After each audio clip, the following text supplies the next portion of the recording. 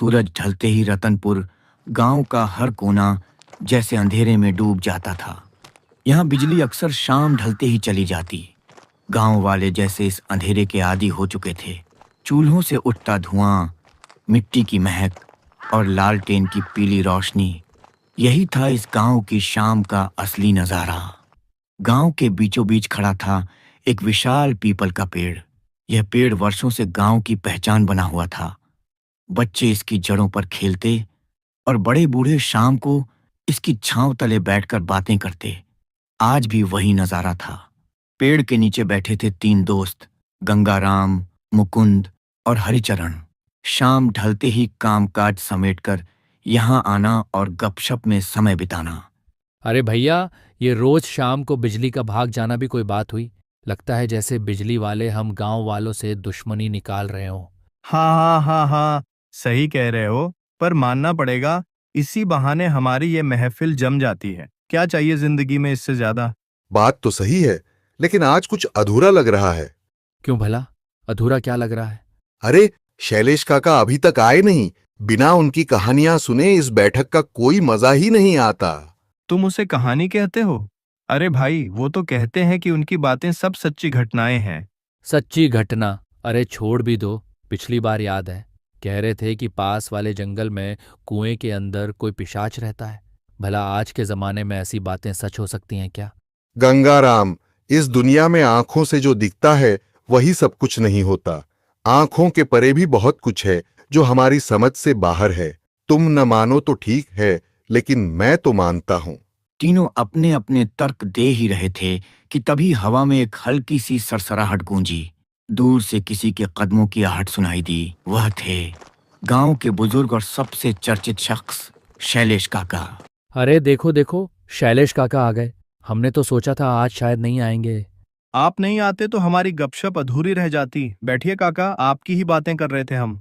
अरे भैया, मैं तुमसे उम्र में बड़ा जरूर हूं, लेकिन तुम्हारे जैसे जवान लड़कों के साथ बैठने का मजा ही कुछ और है। उन बूढ़ों के साथ बैठकर दूसरों की बुराई करना मुझे कभी अच्छा नहीं लगता। अब बताओ, आज कौन सा किस्सा सुनना चाहते हो?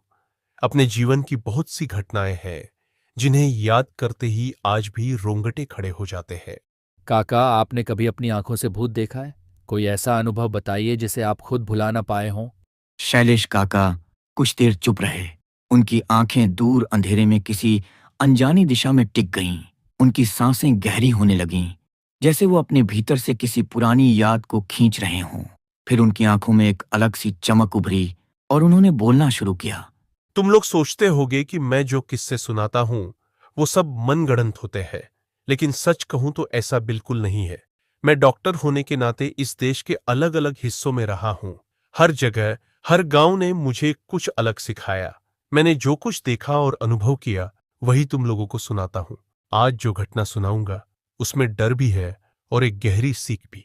यह घटना मेरी जिंदगी का ऐसा हिस्सा है जिसे मैं चाहकर भी भूल नहीं सकता। सरसराहट। तीनों दोस्त अब पूरी तरह खामोश हो चुके थे। उनके चेहरे पर उत्सुकता साफ झलक रही थी। गांव का माहौल अब पूरी तरह अंधेरे में डूब चुका था। पीपल के पत्तों की सरसराहट और दूर कहीं कुत्तों के भौंकने की आवाजें इस खामोशी को और रहस्यमय बना रही थीं। शैलेश काका ने अपने हाथों को घुटनों पर टिकाया और गहरी सांस लेते हुए धीरे धीरे अपनी बात शुरू की। यह घटना तब की है जब मैं बहुत जवान था और डॉक्टर के रूप में नई नई नौकरी शुरू की थी।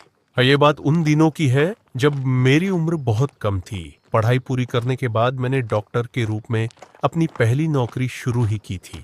मेरी पोस्टिंग हुई थी नवरंगपुर नाम के गांव में, शहर से बहुत दूर, इतना कि बस और ट्रेनें भी वहां तक नहीं जाती थीं। चारों तरफ पहाड़, जंगल और खेत। उस गांव में तब तक बिजली भी ठीक से नहीं पहुंची थी, लेकिन पता है, मुझे वह जगह बहुत पसंद आ गई थी। हवा में मिट्टी की खुशबू, लोगों का अपनापन और हर दिन का सादा जीवन, सब कुछ मेरे दिल को भा गया। शैलेश काका थोड़ी देर के लिए रुके। उनके चेहरे पर हल्की मुस्कान आई, जैसे वो उस गांव की गलियों को फिर से देख रहे हों। गांव वाले भी बहुत भले थे। कुछ ही दिनों में उन्होंने मुझे अपना सा मान लिया। मैं अकेला रहता था, लेकिन खाने पीने की चिंता नहीं थी। गांव का श्यामू रोज मेरे लिए खाना बनाकर छोड़ जाता था। ऐसे में मुझे कोई परेशानी नहीं होती थी। एक शाम की बात है। शैलेश काका अपने अस्पताल से लौटे ही थे कि दरवाजे पर दस्तक हुई। दो आदमी खड़े थे। दोनों गांव के ही थे। साधारण कपड़े, सच्चाई भरे चेहरे। डॉक्टर साहब नमस्ते। आपको गांव कैसा लग रहा है? बहुत अच्छा लग रहा है। यह जगह बहुत शांत और सुंदर है। तुम्हारा गांव तो जैसे किसी तस्वीर में बना हो। डॉक्टर साहब, आपको यहाँ रहने में कोई परेशानी तो नहीं हो रही? अगर कोई दिक्कत हो या किसी चीज की जरूरत हो तो हमें जरूर बताइएगा। नहीं नहीं, बिल्कुल कोई परेशानी नहीं है। मैं अकेला रहता हूं पर दिक्कत नहीं होती। और वैसे भी श्यामू तो है ही, वो रोज खाना बना देता है। सच कहूं तो मुझे यहाँ बहुत अच्छा लग रहा है। शैलेश काका को उस समय अंदाजा भी नहीं था कि आगे चलकर गांव वाले क्यों इस तरह की चिंता जताने लगे थे। दोनों आदमी ने पहले तो मुस्कुराते हुए बातें की, लेकिन फिर अचानक उनके चेहरे गंभीर हो गए। डॉक्टर साहब, आपसे एक खास बात कहनी थी। शैलेश काका थोड़े हैरान हुए। हंसते मुस्कुराते लोग अचानक क्यों गंभीर हो गए। क्या बात है, इतनी गंभीरता क्यों? दरअसल आप तो गांव के आखिरी सिरे पर रहते हैं और ये जगह कुछ खास ठीक नहीं है। क्या मतलब, ऐसा क्यों कह रहे हो? डॉक्टर साहब, अंधेरा होने के बाद ज्यादा बाहर मत निकलिएगा और कोशिश कीजिएगा कि अस्पताल से भी शाम होने से पहले ही लौट आया करें। आपके क्वार्टर के पीछे जो रास्ता जंगल की तरफ जाता है, उसकी बहुत बदनामी है। बदनामी? मतलब वहां कोई चोर डाकू वगैरह रहते हैं क्या? हाँ डॉक्टर साहब, वो लोग अगर किसी को रात में अकेला पा गए तो छोड़ते नहीं हैं। कई बार तो मार भी चुके हैं। शैलेश काका यह सुनकर दंग रह गए। उनका चेहरा पल भर में गंभीर हो गया। ये तो बहुत भयानक बात है। लेकिन पुलिस, वो लोग कुछ नहीं करते? अरे डॉक्टर साहब, पुलिस उन्हें पकड़ पाए तब ना। वे लोग परछाई की तरह आते हैं और गायब हो जाते हैं। गांव वालों ने कई बार शिकायत की पर कुछ नहीं हुआ, इसलिए आप खुद ही सावधान रहिएगा। उस शाम के बाद से शैलेश काका सतर्क हो गए। उन्हें अब समझ में आया कि क्यों श्यामू शाम होते ही अपना सारा काम निपटाकर जल्दी लौट जाता था। उन्होंने ठान लिया कि जब तक बहुत जरूरी न हो, वो अंधेरे के बाद बाहर नहीं निकलेंगे। काम खत्म होते ही अस्पताल से जल्दी लौट आते और दरवाजा बंद करके अंदर बैठ जाते। गांव वाले उन्हें बार बार सावधान करते रहे, डॉक्टर साहब, अंधेरा होते ही बाहर मत जाइए। और शैलेश काका ने इस सलाह को गंभीरता से लेना शुरू कर दिया। रात गहरी हो चुकी थी।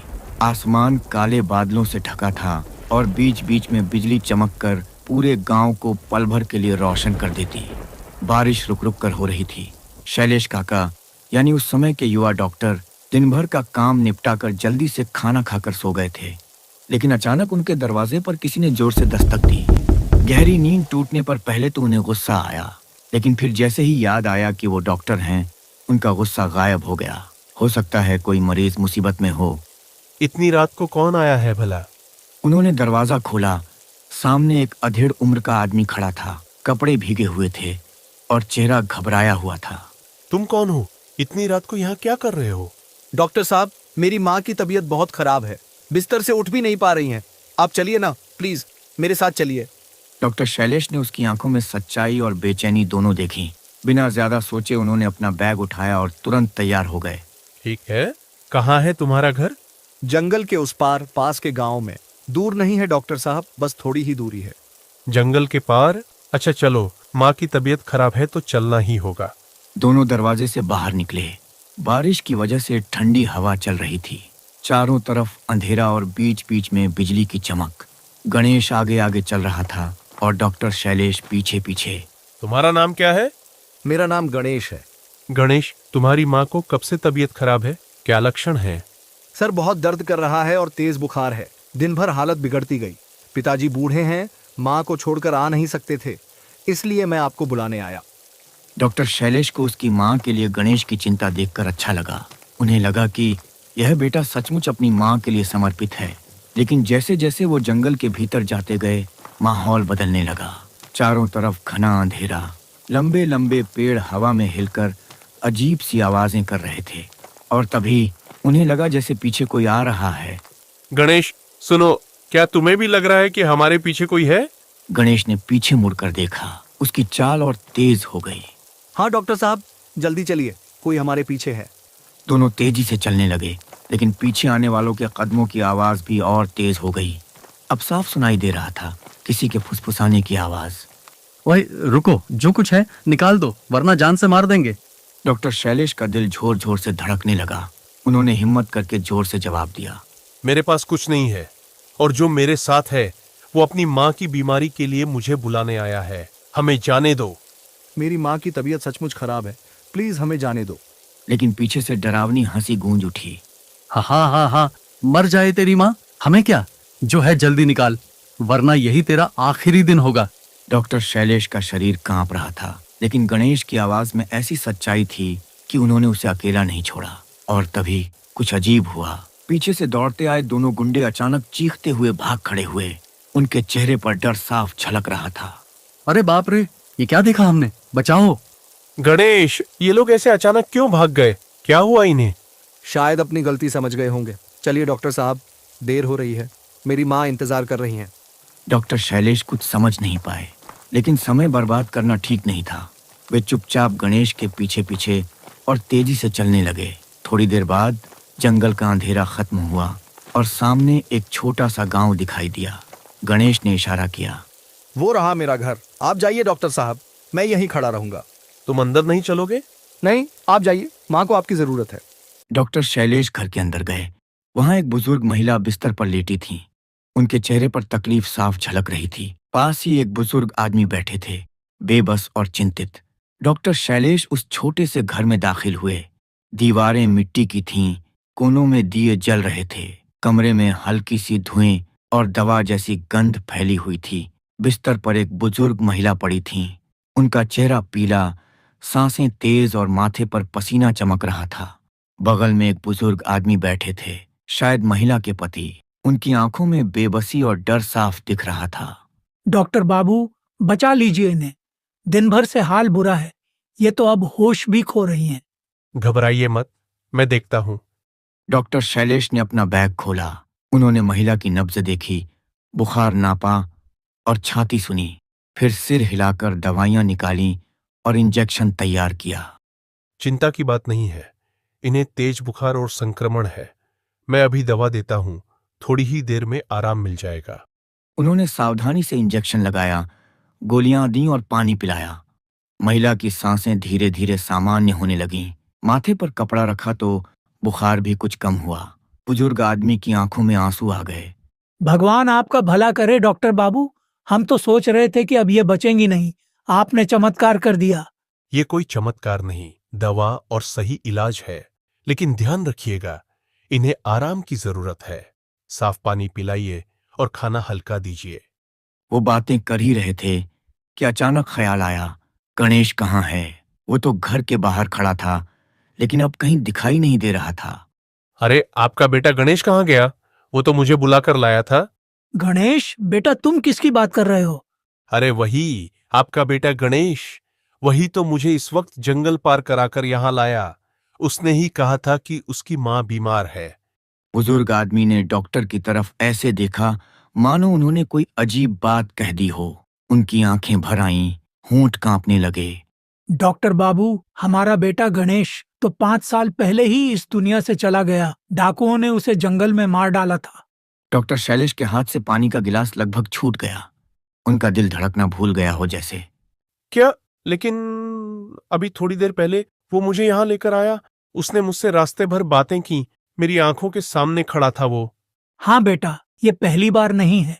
गणेश जब भी किसी सच्चे मन से मदद मांगने आता है तो लोग कहते हैं उसकी आत्मा रास्ता दिखाती है। शायद आज उसने तुम्हें इसलिए बुलाया ताकि उसकी माँ बच सके। डॉक्टर शैलेश स्तब्ध खड़े थे। उनकी आंखों के सामने गणेश का चेहरा घूम रहा था। वो भीगा हुआ, घबराया हुआ, लेकिन अपनी माँ के लिए चिंतित बेटा। वो सोच भी नहीं पा रहे थे कि जो अभी तक उनके साथ था वो इंसान था या आत्मा। तो गणेश अब इस दुनिया में नहीं है, लेकिन फिर भी उसने अपनी माँ को बचाने के लिए मुझे बुलाया। बुजुर्ग आदमी ने चुपचाप सिर झुका लिया। महिला अब सो चुकी थी। उनकी सांसें सामान्य हो गई थीं। कमरे में सन्नाटा था, बस बाहर की बारिश की आवाज आ रही थी। डॉक्टर शैलेश ने उस रात जाना कि इस दुनिया में सब कुछ तर्क से नहीं समझाया जा सकता। कुछ रिश्ते इतने गहरे होते हैं कि मौत भी उन्हें तोड़ नहीं पाती।